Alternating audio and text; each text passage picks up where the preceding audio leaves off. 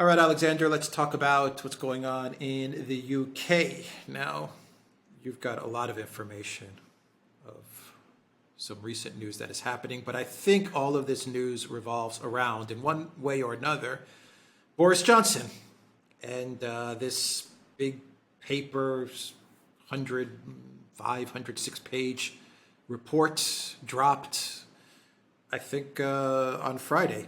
And it says that Boris Johnson is a super duper liar. I mean, that's what all the papers are running with. Absolutely. He lies, and lies. Yes. So what's going on here? Who'd have thought it? I mean, Boris lying? I mean, I'm sure that never crossed anybody's mind before.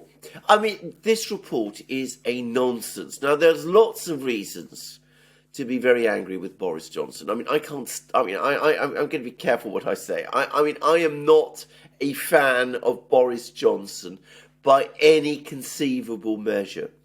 But he's done lots of terrible things as Prime Minister. Partygate was hardly amongst the most serious, to be frank.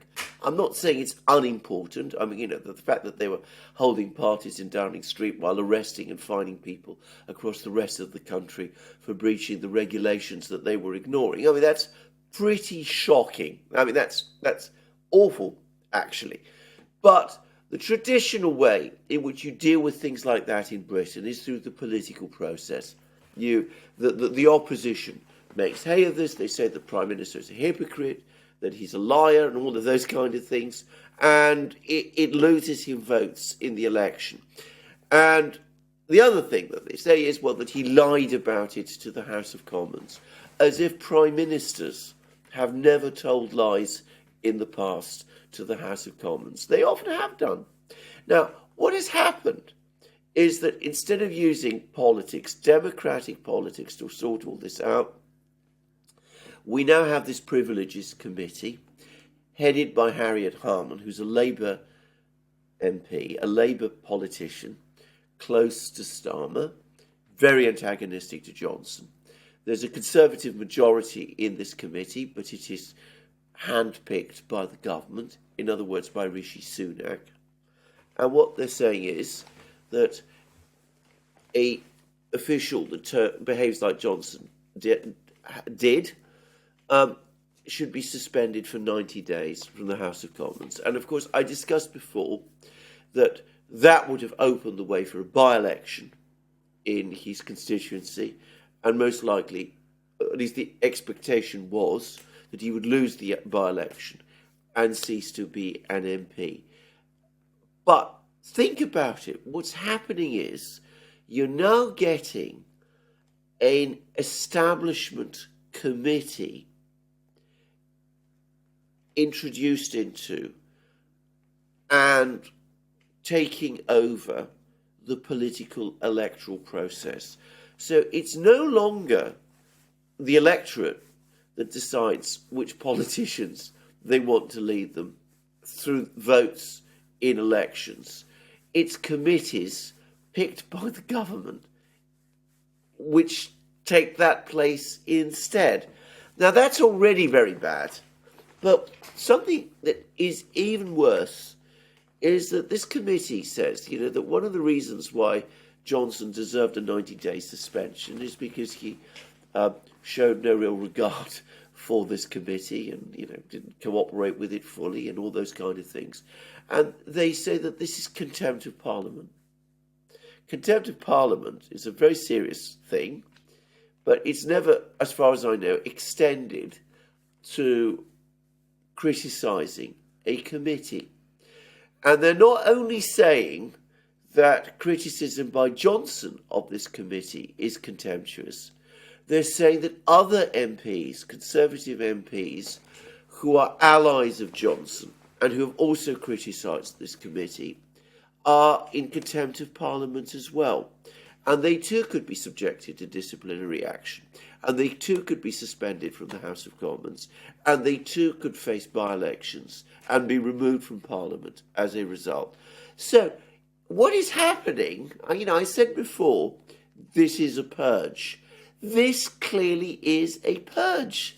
And the way it's being done is by invoking this concept of contempt of Parliament in this particular way. And I haven't. You have to go back to the 17th century for a time when that was taken seriously. But by invoking it in this kind of way, what they're also starting to do is to police what MPs say in the House of Commons. Now, the British tradition is that anything an MP says in the House of Commons is covered by privilege. MPs are free to say anything they wish and anything they think. Not any longer, it would seem. The political class is able to control what they say, just as it's trying to control what everybody else says outside Parliament too. We are moving a step away every time, with every one of these scandals, a step away from a situation where we had open debate, open speech, free speech, an open democratic political system. We're moving ever more closely, ever more rapidly into one that is increasingly controlled. And if you think that this is unconnected to the fact that people like Kit Clarenberg and others have been detained in Heathrow Airport, on anti-terrorist laws, well, again, I have a bridge to sell you. Yeah, this sounds to me like they're using this Boris Johnson report as an excuse for a power grab, to centralize more power and to take more power. So they're using Boris Johnson's lies and stupidity against all of the citizens of the UK. Eventually, it also resembles much of what they're doing to Trump in a way as well. It's that kind of lawfare. Yes. That they're using against Trump, so that the intel agencies, the deep state, can obtain more power, going after Trump, removing the executive, the presidential act, the executive right to declassify documents and take documents with you as the president. That's your power and that's your right, and they're trying to remove that as well. So I mean, it seems like I'm not saying they're exactly similar, but the playbook is the same. The idea is the same. Let's use these figures, whether they've done wrong or not. Boris Johnson obviously is a liar. He's a buffoon, but let's use his buffoonery to our advantage. Absolutely, that's exactly what's happening. I mean, I think in essence they're exactly the same. What's happening to Donald Trump, what's happening to Boris Johnson, it's exactly the same. And they establish precedents of control, in this case, control of free speech in the House of Commons, which has always been sacrosanct in the British system. Control of free speech in the House of Commons, which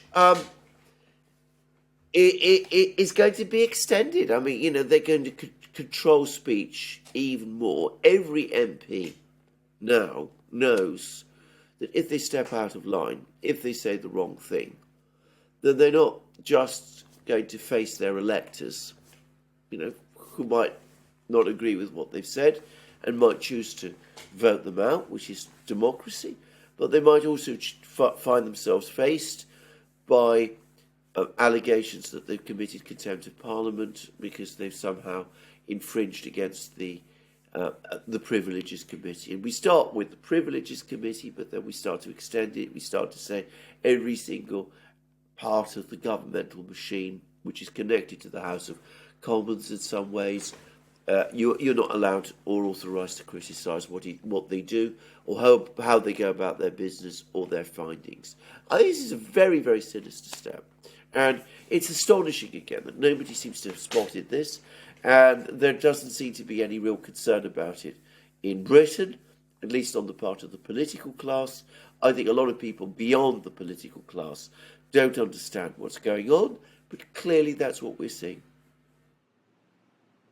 How come the political class doesn't stop this? I mean, on the one hand, I see how they may believe that this benefits them, more power centralized, and okay, they'll be up for that. But, like you said, if they step out of line, they could face severe consequences. So aren't there any any parliament members or politicians in either party, in any party, that are saying, centralizing power is great, but, I don't want to be hunted down. No, Like Boris, for example. they support it because, of course, the great majority, 90% are part of the political class themselves, and they want people like Corbyn, Johnson,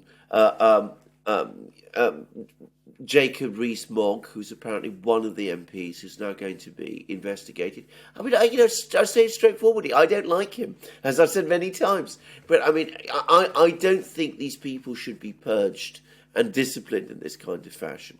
But they want to see these people winkled out. They want to see them driven out of politics, driven out of the political system. So they support it. Now, of course, eventually they could find that they've empowered something which might turn against them. But I don't think they have the political imagination, to be frank, to understand that. I think that most of them, on the contrary, assume that they will always be able to control this machinery that they're creating. But, that's their mistake, that's their problem. What we have to be concerned about is that political debate in Britain is being shut down with every day and at ever accelerating speed, and anybody who steps out of line within the political system is now going to find themselves under enormous pressure and will probably be pushed out of it. I imagine this affects smaller parties a lot more, like, say, or politicians who aren't part of the two main parties, like a Nigel Farage or anybody like that, is now pretty much out of the political discourse if something like this goes through. Absolutely. I mean, Nigel Farage, who was a major political personality in Britain until a few years ago, 2 years ago, I mean, he's now basically been pushed into the background. I mean, he could probably, to some extent, do what he used to do, travel around northern England, meet people in pubs and bars and all of that sort of thing, village halls and all of the rest. But building a political movement without any kind of wider publicity at all is now incredibly difficult. And if a political leader like Farage gets elected to the House of Commons, he runs always the risk that, he could be referred to the Privileges Committee for some obscure misdemeanor, says something that isn't true. The Privileges Committee publishes a report 300 pages long saying that he deliberately lied and has, damaged the reputation of Parliament. And if this MP protests and complains about it, that means that, of course, he's in contempt of Parliament as well, at which point he gets removed from the House of Commons. I mean, that's where we're heading now. I mean, is that, I have to ask you a stupid question, ignorance on my part, is that the real name, the Privileges Committee? Yeah. I mean, is that really what this is going to be called? Yeah, I believe so. But I mean, this is in Britain. We have all of this. That's so terrifying. Yeah. I mean, yeah, it's like something out of 1984. Yeah. I mean, it is out of 1984. It's crazy. Yeah. All right. Anything else to add to this? No, I mean, all those battles for British freedoms and all the rest. John Wilkes. It all dies like this. I mean, it's most extraordinary. When we were going through very, very difficult times in Britain, and I would say this again. I mean, it's also a sign of the extreme insecurity of the political class that they're having to resort to these methods, and the fact that they sense that outside the sort of inner ring, there isn't a great deal of support for them. I mean, the reason they've acted like this against Boris Johnson, I mean, put aside personal feelings about Johnson. I mean, he is a personality who can win elections. He's shown that he can do this repeatedly. And what they're terrified of is that if he's allowed to continue his political career, he will win more elections, perhaps find some way of getting back into power, because many, many people in Britain are unhappy. So they're acting to stop that from happening. And of course, when they start to behave like that, the entire legitimacy of the system starts to fall apart, because you're no longer in a straightforward parliamentary democracy anymore. You're into a much more managed, controlled system than the one you had. Yeah, my just a final note, my spidey senses went off when I saw every mainstream media outlet in the UK condemning Boris Johnson. Every single one. They all got in line and they all basically reported the same thing about Boris Johnson. He is a liar. Yeah. For me, that was, I said, oh boy, something's not right here. Well, something's not right. And yes, the Times was running a title saying Privileges Committee behind damning Johnson reports trying to gag MPs. yes. I mean, it's one committee, but I mean, before long we're going to have lots of others, and we're going to have all kinds of.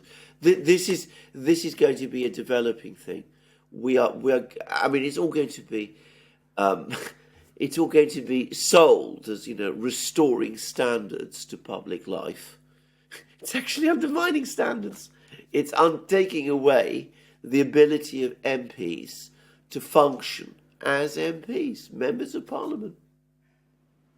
Once upon a time, they wouldn't have stood this, but they will. There's supposed to be a vote on all of this in the House of Commons. They will vote to support this, and they'll be taking away more of their freedoms, and they'll become even more controlled than they were. So the media, fully controlled now in Britain. The MPs fully controlled. As I said, not a good picture really for Britain when you think about it. That leaves the public. That leaves the public. The public is next. Exactly. Yeah. That's where this is heading towards. Exactly. Yeah. Wow. All right. TheDuran.locals.com. We are on Rumble, Rockfin, ODYSEE, BitChute, and Telegram. And go to the Duran shop. 10% off. Use the code. Good day. Take care.